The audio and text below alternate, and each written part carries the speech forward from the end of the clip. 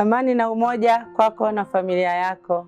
Tunapoendelea na kipindi hiki cha Kwaresma, tunaalikwa kuyaishi yale yanayojenga mahusiano yetu na Mungu pamoja na wanadamu wengine kwa sala na matendo mema.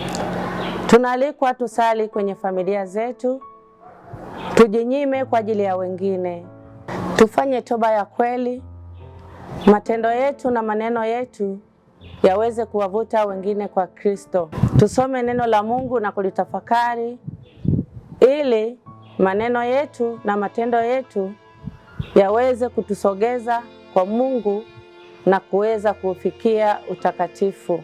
Tuendelee kuziishi nguzo za Kwaresma ambayo ni kufunga, kusali pamoja na kufanya matendo ya huruma kwa wenzetu wenye uhitaji. Tumsifu Yesu Kristo. Kwaresma njema.